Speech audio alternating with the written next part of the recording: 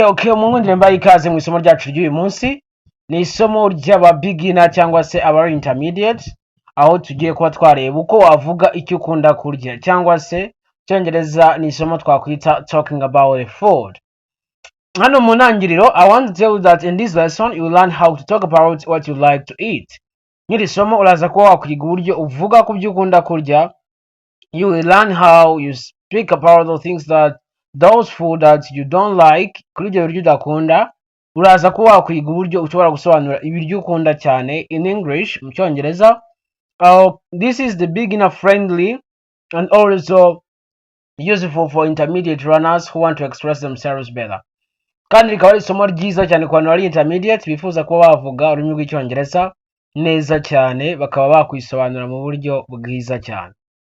Okay, reka dutangirira ahangaha n'interuro z'ingenzi cyane cyangwa se amagambo y'ingenzi cyane ugomba kumenya akunze gukoreshwa mu biryo. Aha dufite rice ni umuceri, beans ni ibishyimbo, meat ni inyama, chicken ni inkoko, fish ni ifi, eggs ni amagi, bananas cyangwa se twakwita matokes ibi ni ibitoki, potatoes ni ibirayi, vegetables ni imboga, fruits ni imbuto, soup ni isupu, juice ni ji cyangwa se twakwita umutobe ibyo twita kwita ji. Tukagira milk ni amata, bread ni umutsima cyangwa umugati, tea ni icyayi, coffee ni ikawa. Okay, hano rero tugiye kuba twareba uburyo ushobora kuvuga icyo ukunda. Ugiye kuvuga icyo ukunda kurya cyangwa se nk'ibi biryo ukoresha ijambo I like, ubundi ugashyiraho icyo ukunda muri ariya mazina twabonye hariya hejuru. Nk'ingero, I like rice, nkunda umuceri. I like chicken, nkunda inkoko. I like vegetables, nkunda imboga. Okay, akaza I like fruit, nkunda imbuto. Noneho urundi rugero dufite aha nuko iyo ugiye kuvuga byaba byiza iyo ushaka kugira ngo ubivuge mu buryo buryoshye, mu buryo bwiza cyane, ushobora kuvuga I really like rice, by'ukuri nkunda umuceri, cyangwa se I love rice. Ubwo ni mu buryo bwiza buri natural, mu buryo busanzwe. Native speakers sometimes they use more often. Nibwo buryo abavukiyemo akenshi bakunze gukoresha I really like cyangwa I love. Examples dufite aha mu ngero dufite I really like potatoes, nkunda cyane ibirayi. I love mangoes, nkunda imyembe, nkunda cyane imyembe. Okay, ubundi buryo ni ukuvuga noneho ibyo udakunda. Ni gute wavuga ibyo udakunda? Kuvuga ibyo udakunda, ahangaha dufite ingero biturutse kuri no structure dufite ya I don't like, ugashyiraho ibiryo udakunda. I don't like fish, sinkunda ifi. I don't like soup, sinkunda isupu. I don't like milk, sinkunda amata. Mu buryo noneho bukomeye cyane uvuga ko ucyanga rwose, ucyanga n'umutima wawe wose, wakoresha I hate instead of using I don't like.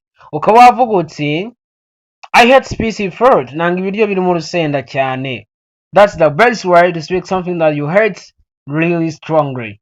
Ni uburyo ushobora kuba wavuga ikintu wanga cyane cyane. Ni kangaha tubashe kureba noneho structure y'uburyo noneho ushobora kuvuga ibiryo ukunda kurusha ibindi. Uzavuga my favorite food, ushyireho ibiryo ukunda kurusha ibindi. Ingero mfite aha, mfite my favorite food is rice and beans. Ibiryo nkunda kurusha ibindi ni umuceri n'ibishyimbo. Ngira nkagira urundi rugero, my favorite food is chicken. My favorite food is chicken. Inkoko niyo nishimira cyane, cyangwa se ibiryo nkunda cyane ni inkoko. Okay, noneho gatandatu reka turebe uko wasobanura ibiryo. Ibiryo birashyushye, birakonje, biraryoshye, ni gute wabivuga? Hano hari adjectives zishobora kwifashishwa mu gusobanura ibiryo uburyo bimeze. Dufite delicious. Delicious ikoreshwa tuvuga ibiryo biryoshye. This food is delicious. Ibi biryo biraryoshye. Sweet ni ukuryohera. This food is so sweet. Ibi biryo biraryohereye, cyangwa se like tuvuze nk'ikijumba cyangwa ikindi kintu kiraryohereye, we'll use this sweet. Buryohere. Then ukagira salty. Salty ni ibiryo iyo birimo umunyu mwinshi. This food is salty. Ibi biryo birimo umunyu mwinshi cyane. ahandi tugira spicy, okay, ni spicy, okay, spicy, ibiryo biri mu rusenda tuvuga ngo this food is spicy. Spicy ni ukuvuga ngo ibiryo biri mu rusenda. Tukagira biter ni igihe bisharira, tukagira fresh ni igihe bimeze neza cyane cyangwa se aribwo bigigira bitamaze igihe, aribwo bikitunganywa bikimeze neza cyane, iyo twita fresh. Tukagira hot ni ugushyuha, ushaka kuvuga ngo ibiryo birashyushye, this food is hot, ibiryo birashyushye. Cyangwa wavuga ngo the food is cold, ibiryo birakonje. Examples dufite her, the food is delicious, ibiryo biraryoshye.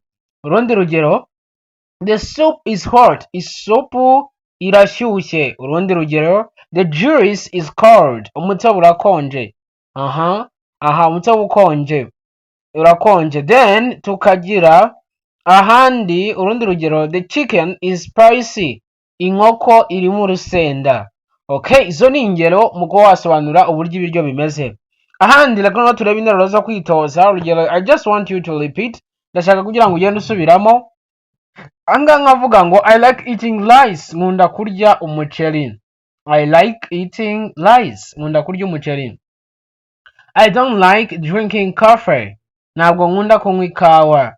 I don't like drinking coffee, sinkunda kunywa ikawa. Tukagira hasi, my favorite drink is juice, my favorite drink is juice. Ikintu cyo kunywa nkunda cyane ni umutobe. The food tastes good, the food tastes good, ibiryo biraryoshye. The food tastes good. Ikindi kibazo, do you like chicken, do you like chicken, ese ukunda inkoko? What do you like to eat, what do you like to eat, ukunda kurya iki? I love fresh fruits, nkunda imbuto zimeze neza, I love fresh fruits. Okay, ubundi tukaza tukagira uburyo noneho bwo kubazamo ibibazo. Hano mu kubaza ibibazo ku biryo ushobora kubaza ngo what do you like to eat, ukunda kurya iki? What do you like to eat, ukunda kurya iki? Cyangwa se what is your favorite food, what is your favorite food, nibihe biryo ukunda cyane? Ikindi kibazo ushobora kubabaza umuntu ni do you like vegetables, ukunda imboga, cyangwa se washyiraho ibindi biryo ibyo ari byo byose.